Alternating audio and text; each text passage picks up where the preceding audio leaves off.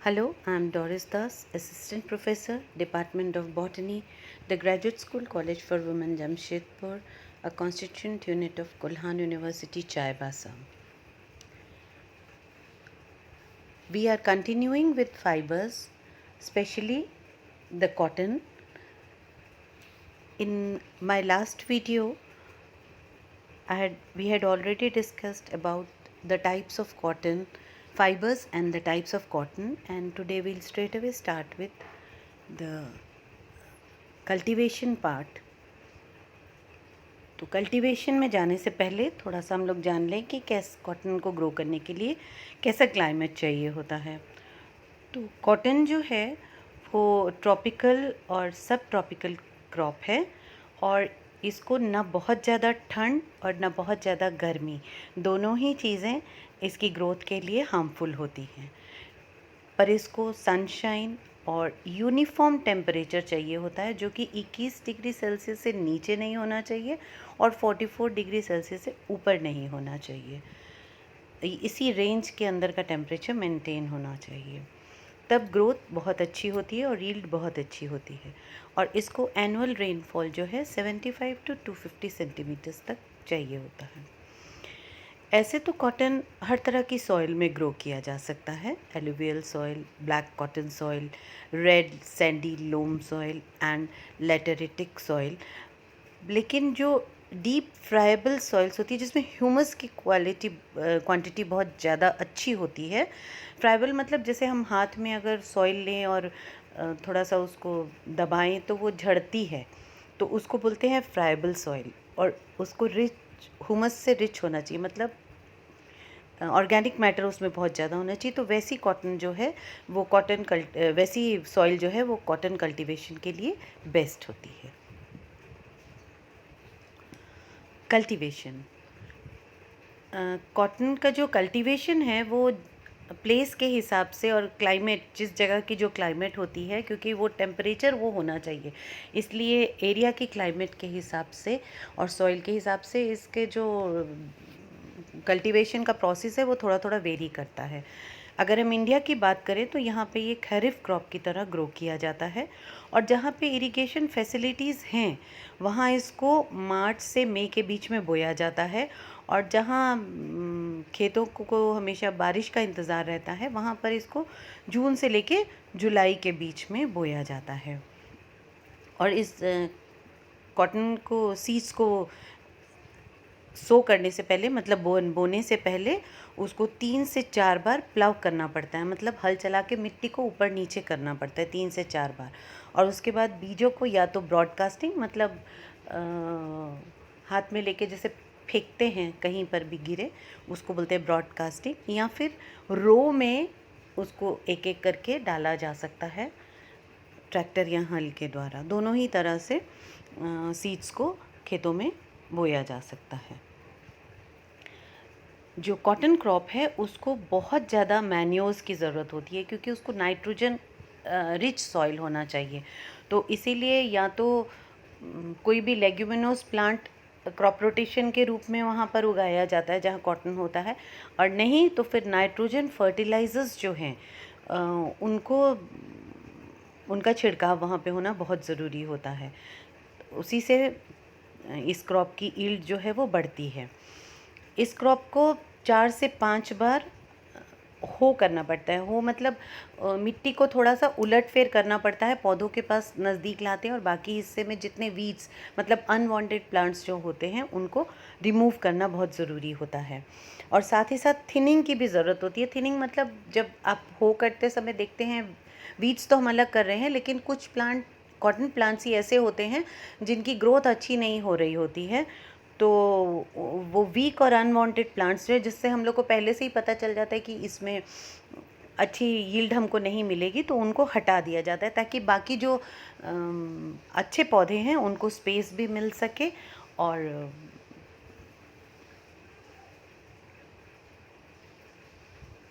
आराम से वो अच्छे से वो ग्रो कर सके। और प्लांट्स जब तकरीबन 1 मीटर की हाइट तक पहुंचते हैं तो उनका जो एपिकल पार्ट है उसको काट दिया जाता है, ताकि लेटरल ब्रांचेस ज़्यादा हों, ऊपर बढ़ने की जगह लेटरल ब्रांचेस ज़्यादा हों, और लेटरल ब्रांचेस ज़्यादा होने से फ्लावरिंग ज़्यादा होता है। और फ्लावरिंग जो है तकरीबन 2 सीड्स जर्मिनेट होने के 2 से ढाई महीने के बाद फ्लावरिंग स्टार्ट होता है, और ये जो फ्लावरिंग है ये तकरीबन 2 महीने तक कंटिन्यू होता है, 8 से 10 हफ्ते तक कंटिन्यू होता है। उसके बाद क्रॉप जो है हार्वेस्टिंग के लिए तैयार हो जाता है। बोल्स जब मैच्योर हो जाते हैं, माने धीरे धीरे खुल जाते हैं, ढहस होने लगते हैं, तब वो हार्वेस्टिंग के लिए रेडी हो जाते हैं। और ये एक एक करके होते हैं, इसलिए 3 से 4 पिकिंग्स में पूरी तरह से उनको अलग किया जा सकता है। ऐसे अगर साफ़ सुथरा कॉटन चाहिए तो हैंड पिकिंग जो है वो बेस्ट तरीका है हार्वेस्ट करने का। लेकिन जहाँ बहुत ज़्यादा क्रॉप ग्रो किया जाता है, वहाँ पे मैकेनिकल हार्वेस्टिंग मतलब मशीन्स की हेल्प से भी हार्वेस्टिंग की जाती है। अच्छी हार्वेस्टिंग, गुड हार्वेस्टिंग के लिए कभी कभी प्लांट्स को डीफोलिएट भी किया जाता है, मतलब उसके पत्तों को हटा दिया जाता है। तब उन पे कैल्शियम साइनामाइड का छिड़काव करने से पत्ते हट जाते हैं और हम लोगों को फ्रूट साफ नज़र आने लगते हैं, तो हार्वेस्टिंग आसान हो जाता है। और इसका छिड़काव करने से जो कैप्सूल्स भी हैं वो भी धीरे धीरे करके और काफ़ी जल्दी राइप होने लग जाते हैं। और फील्ड के अंदर ही बोल्स को पहले अलग करके उसमें से जो फजी सीड्स हैं, माने जिनमें वो रुई लगी हुई वो जो सीड्स हैं, उनको फील्ड में ही बोल से अलग कर लिया जाता है। अब अलग होने के बाद सीधा तो हम लोग इसको इस्तेमाल नहीं कर सकते हैं, इसको एक प्रॉपर प्रोसेस से गुज़रना पड़ता है इस्तेमाल होने लायक इस कॉटन फजी हेयर्स जो होते हैं इनको। तो इनमें बहुत सारे स्टेप्स इन्वॉल्व होते हैं। आइए एक एक करके हम लोग स्टेप्स देखते हैं। पुराने ज़माने में भी देखिए, अगर हम देखने जाएंगे तो पहले कॉटन को लिया जाता था, जो पौधे से जो लिया जाता था सीड के ऊपर के कवर को, जो कॉटनी अपीयरेंस देता था, फिर उसको हाथों से अलग किया जाता था, छाटा जाता था, फिर उसको पीटा जाता था ताकि वो पतले हो सके, रेशे जो हैं वो अलग हो सकें। तो उनको खूब अच्छा से पीटा जाता था, फिर पीट करके उनकी पहले उनकी प्लेट्स बनाई, शीट जैसा बनाया जाता था, फिर पतले पतले स्ट्रिप्स काट के उनको रीलों पे बांधा जाता था, और फिर चरखे पर उनकी स्पिनिंग करके धागा बनाया जाता था। बिल्कुल कुछ ऐसा ही प्रोसेस आजकल भी होता है, लेकिन ये मशीन द्वारा होता है। तो सबसे पहला स्टेप होता है जिनिंग का। तो इसमें जो कैप्सूल वॉल और सॉइल जो साथ में थोड़ा बहुत आ जाता है कॉटन बोल्स के, उनको रोलर जिन या सॉ टाइप जिन, 2 तरह के होते हैं, उनके द्वारा उनको अलग कर दिया जाता है। इजिप्शियन कॉटन और सीलैंड कॉटन के लिए रोलर जिन सबसे सूटेबल रहता है, जबकि बाकी तीनों के लिए सॉ टाइप जिन का इस्तेमाल किया जाता है। मतलब गॉसिपियम बार्बेडेंस के लिए हम लोग नॉर्मली रोलर जिन का यूज़ करते हैं, और बाकी तीनों टाइप्स के लिए हम लोग सॉ टाइप जिन का इस्तेमाल करते हैं। और इससे अनवांट कैप्सूल के जो वॉल्स के बचे हुए टुकड़े और जो एक्स्ट्रा सॉइल वगैरह आ जाता है वो सारा रिमूव हो जाता है। उसके बाद करते हैं बेलिंग। बेलिंग में क्या होता है कि ये जो जिनिंग के बाद जो हम लोगों को कॉटन मिलता है, उनको हाइड्रोलिक प्रेस में भेजा जाता है, और वो हाइड्रोलिक प्रेस में भेजने से क्या है, वो थोड़ा सा शीट फॉर्म में आ जाता है, और उसके बाद उनको मिल्स में भेज दिया जाता है। और एक एक बेल, जो उनके गट्ठर जो बनाए जाते हैं, बेल जो बनाए जाते हैं, वो तकरीबन एक बेल का जो वेट है वो 226 किलोग्राम्स होता है। और उसके बाद इसको आगे के प्रोसेस के लिए मिल्स में भेज दिया जाता है। तो मिल्स में सबसे पहले पिकिंग की जाती है। वहाँ पर पिकिंग मतलब क्या हुआ, ये जो बेल्स या ये जो प्रेस में शीट होकर के जो आए हैं, बड़े बड़े गट्ठर जो आए हैं, इनको खूब पीटा जाता है, और फिर उसके बाद उसको फ्लफ़ किया जाता है। पहले पीटा जाता है, उससे क्या होता है कि वो खुलने लगते हैं, और उसके बाद उसको जैसे हम लोग दोनों हाथों से पकड़ करके ऐसे ऐसे छींटते हैं ना, उस टाइप से, तो उसको बोलते हैं फ्लफ़िंग। तो वो थोड़े से फ्लफ़ी हो जाते हैं, फाइबर्स जो हैं वो फॉरेन मैटर्स जो हैं उसमें से निकल जाते हैं पीटने से और फ्लफ़ करने से। और ये सब जो होता है ये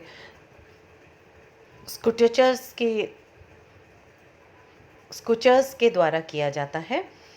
और अब जो है वो जो कॉटन है वो एक पूरी तरह से शीट के फॉर्म में आ जाता है। अब इसको हम लोग लैप कहते हैं। इसके बाद जो प्रोसेस है वो है कार्डिंग का। तो कार्डिंग में क्या होता है, लैप बनने के बाद भी कहीं कहीं थिक, कहीं पतला, कहीं मोटा, कहीं पतला, इस टाइप से जो शीट्स होते हैं। तो जहाँ पर लंप होता है वहाँ पर उस लंप्स को भी पूरी तरह से हटाया जाता है। तो उसको हटाने के लिए कार्डिंग मशीन्स के थ्रू इसको पास किया जाता है। तो उससे क्या होता है कि जो लम्ब्स होते हैं, बचे हुए जो लम्ब्स होते हैं वो भी ब्रेक कर जाते हैं। और जो इमेच्योर फाइबर्स और थोड़ी बहुत इम्प्योरिटीज़ होती हैं, जो कुछ थोड़ा बहुत ट्रैश बच जाता है, वो भी सारा उसमें से निकल जाता है, जिसकी वजह से वो वहाँ पे लंपी हो जाते हैं। वो चीज़ हट जाने के बाद वहाँ पर भी वो हम लोग को थिन फाइन फाइबर्स दिखाई देने लगते हैं। और उसके बाद कोम्बिंग एंड ड्राइंग। तो कोम्बिंग जैसे कंघी करना, उसी कोम्बिंग बस उसी तरह से सोचिए, मशीन द्वारा उनको कोम किया जाता है। उससे क्या होता है कि बड़े फाइबर्स और छोटे फाइबर्स जो हैं वो अलग हो जाते हैं। जब हम लोग कोम करते हैं तो जो फंसा हुआ होता है वो सारा अलग हो जाता है और हम लोग को लंबे लंबे फाइबर्स मिलने लग जाते हैं। तो ड्राइंग मतलब ये जो फाइबर्स जो मिलते हैं, लंबे फाइबर्स जो अलग हो जाते हैं, इनको स्ट्रेट करना, वो प्रोसेस जो है वो ड्राइंग कहलाता है। और अब ये जो फाइबर्स हम लोगों को मिलते हैं, जो कॉम्बिंग और ड्राइंग के बाद में मिलते हैं, अब इनको सॉफ्ट थिन शीट्स के रूप में पहले तो बना दिया जाता है। फिर इन शीट्स को काट लिया जाता है स्ट्रिप्स में। तो स्पेशलाइज्ड फनल्स की सहायता से इनको पतले पतले स्ट्रिप्स में काट लिया जाता है। और उसके बाद ये जो कॉटन स्ट्रिप्स जो हैं इनको स्पूल्स पे बांध दिया जाता है। मतलब कोई भी एक कड़ी चीज़ जिसके आसपास उसको रील के ऊपर बांधा जाता है। जैसे हम लोग को मार्केट में जो धागा मिलता है जो नॉर्मली स्टिचिंग के काम में आता है, तो देखते हैं एक छोटा सा कार्डबोर्ड होता है, उसके अराउंड वो बंधा होता है। बस इसी तरह से पहले उन कॉटन स्ट्रिप्स को उन स्पूल्स पे बांध दिया जाता है। उसके बाद इनकी स्पिनिंग की जाती है। अब ये जो कॉटन है इनकी स्पिनिंग करके पतली पतले धागे बना लिए जाते हैं। और ये जो धागे हैं ट्विस्ट कर करके बनाए जाते हैं। और जिस तरह का हमको धागा चाहिए, मोटा, पतला या बीच का, इंटरमीडिएट, तो उस हिसाब से जितने स्ट्रेंथ का हमको धागा चाहिए उसी हिसाब से इसको स्पिनिंग की जाती है। और उसके बाद इसको आगे जिस चीज़ के लिए ज़रूरत है, जहाँ पे भेजना है, जिस चीज़ के मैन्युफैक्चर के लिए या डायरेक्टली उसको एज ए थ्रेड के रूप में यूज़ करना है, तो ये सारा जो चीज़ है इसके बाद किया जाता है। नो, कॉटन फाइबर के मेन कैरेक्टरिस्टिक्स क्या हैं? कॉटन फाइबर्स हैं क्या? ये जो हैं, ये जो सीट कोट के जो एपिडर्मल सेल्स होते हैं उनके प्रोलोंगेशंस हैं, ठीक है, उनमें से निकलते हैं ये। जो एपिडर्मल सेल्स होते हैं वो फाइबर सेल्स के रूप में डिफ्रेंशिएट होने लगते हैं। और ये प्रोसेस जो है पॉलिनेशन से भी थोड़ा पहले शुरू हो जाता है, लेकिन ये पूरी तरह से एक्टिवेट तब होता है जब पॉलिनेशन हो चुका होता है। और उसके बाद पॉलिनेशन के बाद ये बहुत तेज़ी से होता है और तेज़ी से ये जो फाइबर्स जो हैं ये बनने लगते हैं। और तकरीबन 3 वीक्स के अंदर इनका इलॉन्गेशन जो है ये कंप्लीट हो जाता है। जो फाइबर्स हैं उनकी थिकनेस जो है वो सेकेंडरी सेल्यूलोजिक मटेरियल की वजह से होती है। पहले प्राइमरी वॉल्स जो होते हैं वो प्राइमरी जो फाइबर्स होते हैं वो थोड़े थिन होते हैं और उसके बाद इनके ऊपर और सेल्यूलोज का डिपोजिशन होने लगता है, जिसकी वजह से ये धीरे धीरे थिक होने लग जाते हैं। फाइबर्स जो हैं वो 45 टू 50 डेज़ में पूरी तरह मैच्योर हो जाते हैं। और जो मैच्योर कॉटन फाइबर होता है ये ट्रांसलूसेंट होता है। ट्रांसलूसेंट मतलब ना ये पूरी तरह ओपेक होता है, मतलब जिसके आसपास ओपेक बोलते हैं जब उसके थ्रू लाइट नहीं जा सकती, और ट्रांसपेरेंट बोलते हैं जब हम लोग उसके थ्रू लाइट पास हो सकती है। तो उन दोनों का जो इंटरमीडिएट होता है उसको बोलते हैं ट्रांसलूसेंट। तो मैच्योर कॉटन फाइबर जो होता है वो ट्रांसलूसेंट होता है। और एक रॉ कॉटन जो है उसके अंदर में 94% सेल्यूलोज होता है, 1 से 3% प्रोटीन, 0.9% पैक्टिक सब्सटेंस होते हैं, 1.2% ऐश होता है, 0.6% वैक्स और 0.3% शुगर्स और कुछ पिगमेंट्स के ट्रेसेस भी मिलते हैं हम लोगों को। स्टेपल लेंथ के हिसाब से जो हम लोग को फाइबर्स मिलते हैं, उनकी लेंथ के हिसाब से कॉटन फाइबर्स को 3 कैटेगरीज में बांटा गया है। बीच में भी जब हम लोग पढ़ रहे थे, जो चारों स्पीशीज़ के बारे में हम पढ़ रहे थे, उसमें हम लोग बार बार डिफरेंट टाइप्स ऑफ उनकी लेंथ के हिसाब से हम उनको नाम दे रहे थे फाइबर्स को, तो उसके बारे में थोड़ा सा डिटेल्स हम यहाँ बता रहे हैं। तो 3 कैटेगरीज में इनको क्लासीफाई किया जाता है इनकी लेंथ के हिसाब से। सबसे बेस्ट और लॉन्ग फाइबर्स जो होते हैं वो लॉन्ग स्टेपल फाइबर्स कहलाते हैं, और इनकी लेंथ जो है 2.5 से 6.5 सेंटीमीटर्स तक लॉन्ग होती है, और इनका टेक्सचर जो होता है बहुत फाइन होता है और बहुत ही शाइनी होते हैं। और ये ज़्यादातर सी आइलैंड इजिप्शियन या अमेरिकन इजिप्शियन कॉटन जो होते हैं वो उनमें इस तरह के फाइबर्स पाए जाते हैं। मतलब गॉसिपियम बार्बाडेंस जो है उसमें आपको ज़्यादातर इस तरह के फाइबर्स मिलेंगे। और दूसरा है इंटरमीडिएट स्टेपल फाइबर्स। ये जो है 1.3 to 5 सेंटीमीटर्स लंबे होते हैं, और इनका जो टेक्सचर होता है वो कोर्सर मतलब थोड़ा रफ होता है। तो अपलैंड कॉटन जो होता है वो नॉर्मली उसमें यही वाले फाइबर्स होते हैं, इंटरमीडिएट स्टेपल फाइबर्स होते हैं। और जो शॉर्ट स्टेपल फाइबर्स हैं ये काफ़ी ये लस्टरलेस होते हैं, माने इनमें चमक नहीं होती, और कोर्स मतलब थोड़े खुरदरे होते हैं और छोटे होते हैं। और ये ओल्ड वर्ल्ड कॉटन जो है, माने जो हम लोगों ने सबसे पहले 2 ठो पढ़ा था, गॉसिपियम आर्बोरियम और गॉसिपियम हर्बेसियम, ये जो दोनों हैं इनमें जो फाइबर्स होते हैं वो शॉर्ट स्टेपल फाइबर्स होते हैं। इंडियन और अदर एशियाटिक कॉटन्स जो होते हैं वो इसी तरह के फाइबर्स उनमें पाए जाते हैं। आइए अब यूजेस देखते हैं। कॉटन फाइबर्स जो है वो बहुत ज़्यादा इस्तेमाल होते हैं manufacturing of cloth, tyre fabrics, या फिर डायरेक्ट धागे के रूप में भी इस्तेमाल हो जाते हैं। जो मर्सराइज्ड कॉटन होता है, मतलब जो बहुत फाइन कॉटन माना जाता है, वो बनाने के लिए जो कॉटन फाइबर्स होते हैं उनको कॉस्टिक सोडा से ट्रीट किया जाता है। तो उसमें ट्रीट करने से क्या होता है, इनमें एक चमक आ जाती है और एक सिल्की अपीयरेंस आ जाता है। तो जो बहुत ही जब हम कहते हैं कि बहुत ही फाइन कॉटन है, तो वो कॉटन जो होता है वो यही होता है जो कॉस्टिक सोडा से ट्रीट किया हुआ होता है। कॉटन की वाटर रेपेलेंट वैरायटी भी बनाई जाती है। उसमें क्या होता है, कॉटन फाइबर्स को सोडियम अमोनियम स्टेरेट और एल्युमिनियम एसीटेट से उनको ट्रीट किया जाता है, और इस तरह से जो कॉटन थ्रेड्स तैयार होती हैं उनको टेंट या दूसरी प्रोटेक्टिव कवरिंग के मैन्युफैक्चर में इस्तेमाल किया जाता है। कॉटन को डायरेक्टली भी इस्तेमाल किया जाता है स्टफिंग के लिए, जैसे टॉयज़, पिलोज़, मैट्रेसेस, मतलब गद्दे, तकिए और खिलौनों में डायरेक्ट स्टफिंग के लिए भी कॉटन का इस्तेमाल किया जाता है। कॉटन की सीड्स जो होती हैं वो प्रोटीन रिच होती हैं। अभी थोड़ी देर पहले जब हम लोगों ने उनकी केमिकल कॉम्पोजिशन पढ़ी थी तो हमने देखा उसमें प्रोटीन भी होता है और थोड़ा विटामिन भी होता है। तो इसीलिए ये कॉटन सीड्स जो अलग होती हैं इनको कैटल फीड के रूप में भी इस्तेमाल किया जाता है, माने कैटल को खिलाया जाता है। और कॉटन सीड ऑयल जो बनता है, जब हम उनकी वैरायटी के बारे में पढ़ रहे थे तो हमने पढ़ा था कि इनके फ्रूट्स में ऑयल ग्लैंड्स भी होते हैं। तो ये ऑयल ग्लैंड्स जो होते हैं सीड में, इनसे कॉटन सीड ऑयल जो है वो एक्सट्रैक्ट किया जाता है। और ये कॉटन सीड ऑयल जो होता है ये एडिबल वेजिटेबल ऑयल है, मतलब खाने में भी इसका इस्तेमाल किया जाता है। और जो थोड़ा लो ग्रेड का ऑयल रहता है, कॉटन सीड ऑयल जो थोड़ा लो ग्रेड का रहता है, उसको इस्तेमाल किया जाता है सोप के, लुब्रिकेंट्स के, सल्फोनेटेड ऑयल्स या प्रोटेक्टिव कोटिंग्स जो होती हैं उनके जो मैन्युफैक्चर किया जाता है उसमें जब ऑयल का इस्तेमाल होता है तो कॉटन सीड ऑयल का इस्तेमाल किया जाता है। और फार्मास्यूटिकल इंडस्ट्रीज़ में कहीं कहीं जहाँ ऑलिव ऑयल नहीं यूज़ हो पाता है वहाँ पर कॉटन सीड का इस्तेमाल कॉटन सीड ऑयल का इस्तेमाल किया जाता है। So that was all about cotton. और नेक्स्ट 4 स्लाइड्स में आप ये चारों जो स्पीशीज़ हैं उनकी एक एक इमेज मैंने डाली है, आप देख सकते हैं। ये गॉसिपियम आर्बोरियम है, ये गॉसिपियम हर्बेसियम, लीफ फ्रूट और डाइस्ड फ्रूट इसमें दिखाई दे रहा है।